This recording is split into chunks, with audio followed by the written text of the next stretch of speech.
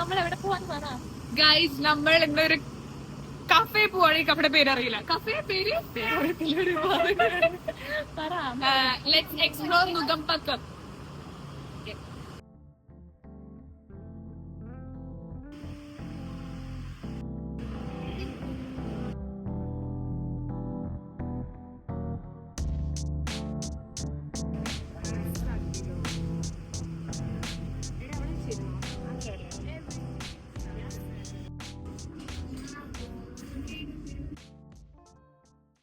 നമ്മളെല്ലാവരും കൂടെ വൈകുന്നേരമൊക്കെ ആയപ്പോഴത്തേക്ക് ഒരു കഫേയിലോട്ട് പോയാലോ എന്നൊരു പ്ലാൻ ഇട്ടു. സഡനായിട്ട് നമ്മൾ ഇൻസ്റ്റാഗ്രാമിൽ റീൽസിൽ കണ്ട ഒരു കഫേ നമ്മൾ ചൂസ് ചെയ്യുകയും ചെയ്തു. നേരെ അങ്ങോട്ടേക്ക് വിട്ടു. പൊതുവേ നമ്മൾ എവിടെ പോയാലും ആ കടേൻ്റെ റിവ്യൂ നമ്മൾ ഗൂഗിളിൽ ഒരു 100 തവണ നോക്കിയിട്ടേ നമ്മൾ പോത്തുള്ളൂ. അവിടുത്തെ മെനു ഫുള്ള് അരച്ച് കലക്കി കുടിച്ചിട്ടാണ് പോകുന്നത്. എന്നിട്ട് അവിടെ ചെല്ലുമ്പോഴത്തേന് കറക്റ്റ് സാധനം ഓർഡർ ചെയ്യുകയും ചെയ്യും. കാരണം മറ്റൊന്നുമല്ല, ഒരു കൺഫ്യൂഷൻ അവോയ്ഡ് ചെയ്യാൻ വേണ്ടിയിട്ടാണ്. കാരണം എന്ന് വെച്ച് കഴിഞ്ഞാൽ ഈ പറയുന്ന കഫേയിലുള്ള ഫുഡുകളൊന്നും നമ്മളിതിന് മുന്നേ കഴിച്ചിട്ടും ഉണ്ടാവത്തില്ല, വലിയ പരിചയം ഉണ്ടാവത്തില്ല. അപ്പോൾ ഇത് പെട്ടെന്ന് കാണുന്ന സമയത്ത് നമ്മൾ തോന്നിയത് ഓർഡർ ചെയ്ത് പൈസ കളയുന്നതിനേക്കാൾ ഭേദം ഏതാണ് അവിടുത്തെ ബെസ്റ്റ് ഫുഡ് എന്നൊക്കെ മനസ്സിലാക്കിയിട്ട് ഓർഡർ ചെയ്യുന്നതാണെന്ന് എനിക്കെപ്പോഴും തോന്നാറുണ്ട്.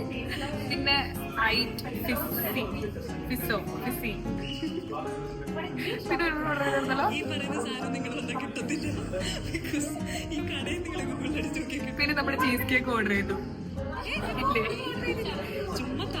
നമ്മുടെ ചുറോസ് ഓർഡർ ചെയ്തു. ഓക്കെ, അതൊക്കെ ഞങ്ങൾ ഓർഡർ ചെയ്തായിരുന്നു, പക്ഷെ ഒന്നും ഇല്ല. നമ്മൾ പക്ഷെ എന്ത് ഡെസേർട്ട് നമ്മൾ ഓർഡർ ചെയ്തായിരുന്നു. എന്നിട്ട് ഞങ്ങൾ അപ്പുറത്തെ ടേബിളിൽ നോക്കി എന്താണ്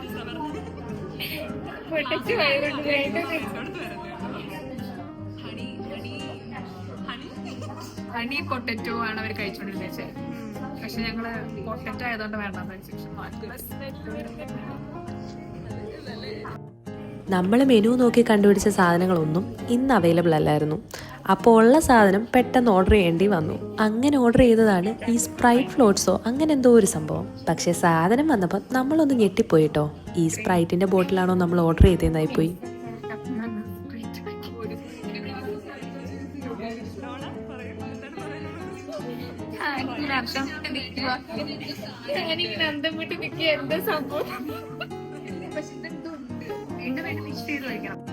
സംഭവം എന്താന്ന് കറക്റ്റായിട്ട് മനസ്സിലായില്ലെങ്കിലും എന്തോ ഐസ്ക്രീമും സ്പ്രൈറ്റും കൂടെ മിക്സ് ചെയ്ത പോലെയൊക്കെയാണ് എനിക്ക് തോന്നിയത്.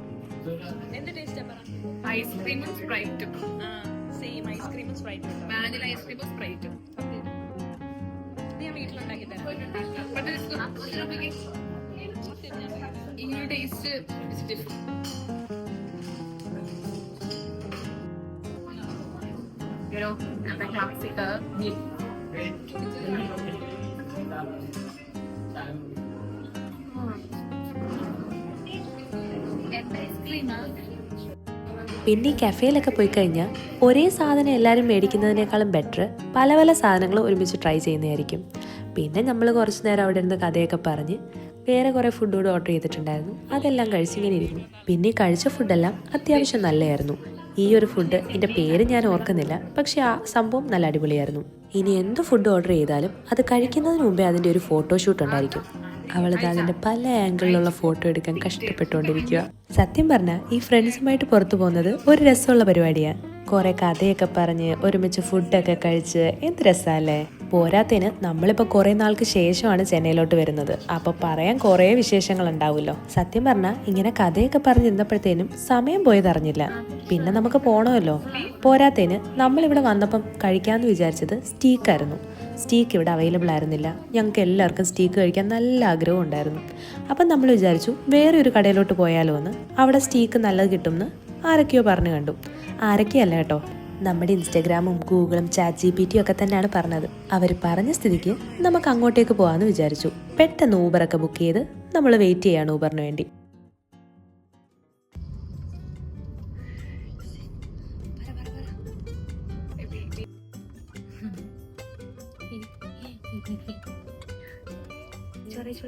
നിർത്തിക്കോ.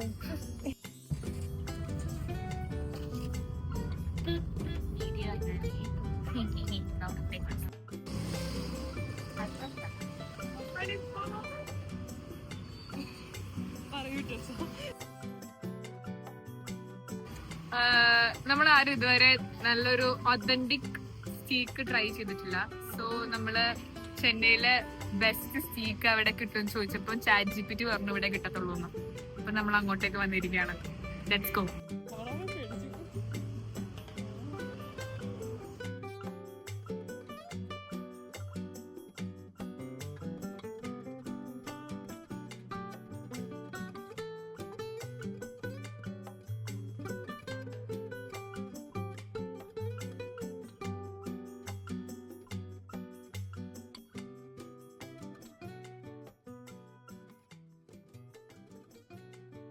ഇതിനകത്തുനിന്ന് ഏത് ചൂസ് ചെയ്യണമെന്ന് സത്യം പറഞ്ഞാൽ ഒരു പിടുത്തം ഉണ്ടായിരുന്നില്ല.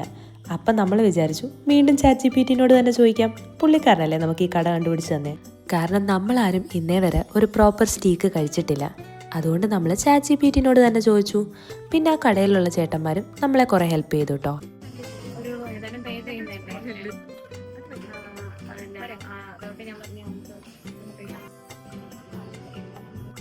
പറയാണ്ടിരിക്കാൻ വയ്യ, നമ്മൾ ഓർഡർ ചെയ്ത ഐറ്റം നല്ല അടിപൊളിയായിരുന്നു. പിന്നെ ഈ ഷോപ്പിൽ നമ്മൾ വന്നപ്പോഴേ നമുക്ക് വെൽക്കം ഡ്രിങ്കിന് പകരം ഒരു സിപ്പപ്പ് പോലത്തെ ഒരു സംഭവം തന്നായിരുന്നു. ആക്ച്വലി അത് നൈസായിരുന്നു കേട്ടോ. അത് കഴിഞ്ഞപ്പോൾ ഈ ഫുഡ് കിട്ടി, അതും അടിപൊളിയായിരുന്നു.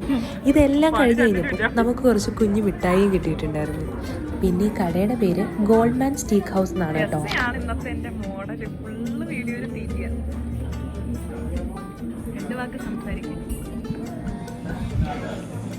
തുടങ്ങി. നല്ല സ്റ്റീക്കാണ്, ഇഷ്ടപ്പെട്ടു. ഞാനൊന്നും സ്റ്റീക്ക് കഴിച്ചിട്ടില്ല, പക്ഷെ എനിക്ക് ഈ ടേസ്റ്റ് അടിപൊളി. എന്താണ് സ്റ്റീക്കിനെ പറ്റി പറയാനുള്ളത്? നല്ല ടേസ്റ്റ് ഉണ്ട്. ആക്ച്വലി ഇതൊക്കെ കഴിച്ചു കഴിഞ്ഞ് നമ്മൾ വേഗം ഓടുമായിരുന്നു. കാരണം നല്ല ലേറ്റ് ആയിട്ടുണ്ടായിരുന്നു, നമുക്ക് ഹോസ്റ്റലിലും കയറണമായിരുന്നു. അപ്പോൾ അത്രയൊക്കെയുള്ളൂ ഇന്നത്തെ ഒരു ദിവസം. ഇനി പിന്നെ കാണാം. ബൈ.